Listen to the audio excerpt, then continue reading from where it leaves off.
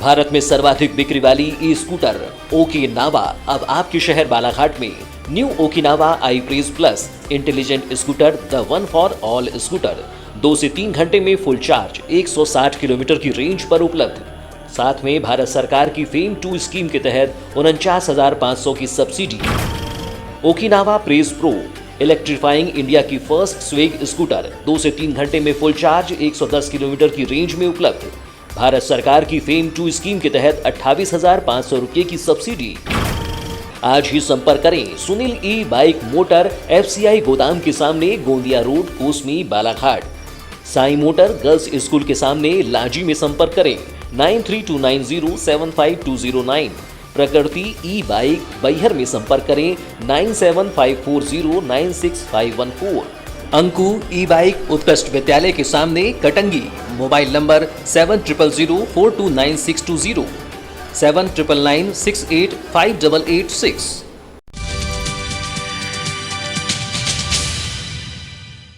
बालाघाट सहित जिले भर में हो रही चोरी की वारदातें जहां पुलिस के लिए चुनौती बनी हुई है, वहीं अब इससे जुड़ी पहली सफलता कोतवाली पुलिस को मिली है।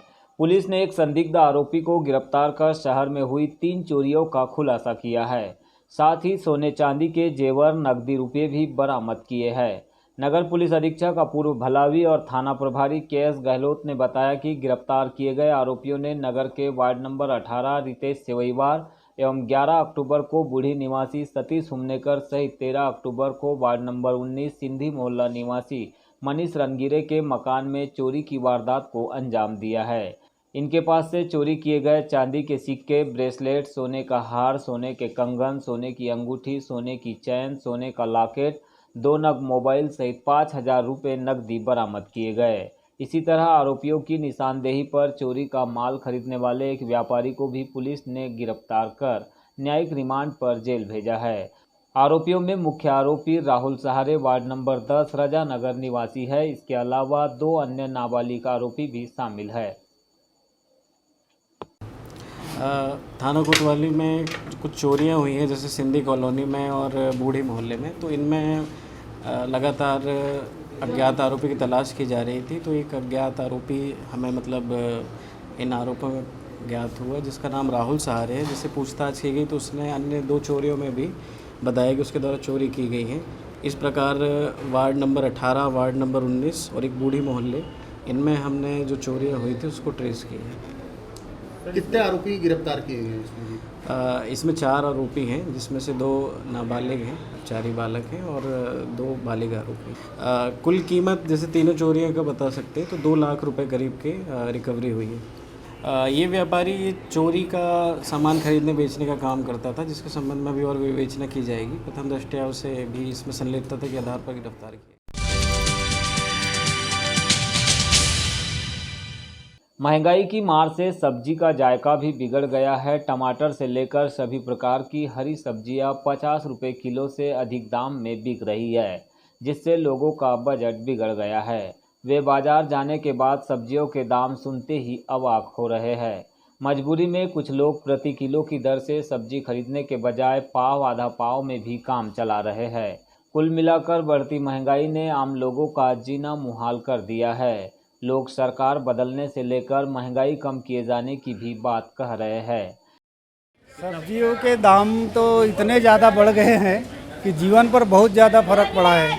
गरीब लोग ज़्यादा बेहाल है और महंगाई पर काबू पाना चाहिए। और मेरा कहना है कि सरकार को पहले बदलना चाहिए।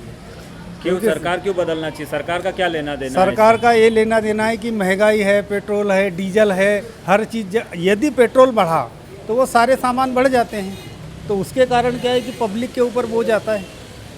इसको कंट्रोल करना चाहिए पहले। खरीद पा रहे क्या? अभी उतना नहीं खरीदते, 1 पाव, आधा किलो इतना भर खरीदेंगे बस। अच्छा, काफ़ी कुछ फर्क पड़ा है। आप लोगों की आजीविका ठीक चल रही है? कमाई हो रही पहले के जैसे ही? क्या नहीं, पहले से कम हो रही है। कम हो रही? पहले कितना कमा लेते थे आप? पहले ज़्यादा ही कमा लेते थे। पेट्रोल डीजल के दाम में हो रही निरंतर वृद्धि को भी महंगी सब्जियों के लिए विक्रेताओं के द्वारा जिम्मेदार बताया जा रहा है। इस संबंध में हमने नगर के गुजरी बाजार में सब्जी विक्रेता से चर्चा की। पेट्रोल डीजल के महंगे होने का व्यापक असर ट्रांसपोर्ट से लेकर माल ढुलाई पर हो रहा है, जिससे अधिकांश सब्जियों के दाम भी बढ़ गए हैं। मार्केट में कोई भी सब्जी 50 रुपये किलो से नीचे नहीं बिक रही है।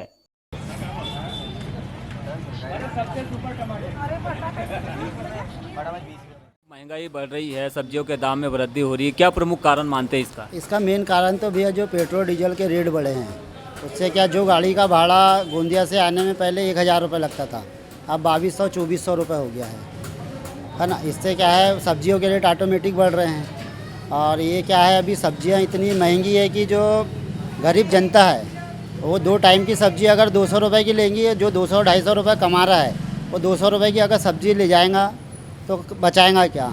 आने वाले समय में कुछ कम होने की गुंजाइश है? हाँ, अभी कम होने की गुंजाइश है। अब देखो माल की बढ़ोतरी हो रही है।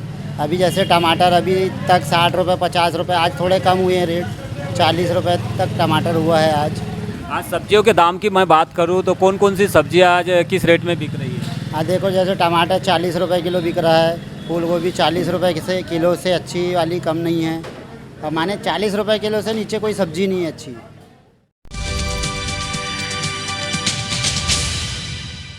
पुलिस लाइन बालाघाट के शहीद स्मारक में 21 अक्टूबर को सुबह 9 बजे से पुलिस स्मृति दिवस मनाया जाएगा। इस अवसर पर जिले की आंतरिक सुरक्षा में लगे शहीद जवानों को पुलिस अधिकारियों और गणमान्य नागरिकों के द्वारा श्रद्धांजलि अर्पित की जाएगी। तत्पश्चात शहीदों के परिजनों का सम्मान किया जाएगा। आपको बता दें कि बालाघाट नक्सल प्रभावित जिला होने के साथ ही यहाँ के अधिकांश थाने और पुलिस चौकियाँ अति संवेदनशील क्षेत्रों में स्थापित है, जहां पर पुलिस के जवान, हाक फोर्स के जवान निरंतर नक्सलियों से लोहा लेते हुए सुरक्षा का जिम्मा संभाले होते हैं। जिले में अब तक 38 से अधिक जवान शहीद हो चुके हैं। इन्हें नमन करने के लिए हर साल पुलिस प्रशासन के द्वारा आयोजन किया जाता है। यह दिवस पूरे देश भर में मनाया जाता है। इसकी शुरुआत 1959 में भारत और तिब्बत की सीमा पर चीनी सैनिकों से झड़प में शहीद हुए सीआरपीएफ के 21 जवानों की याद में की गई थी।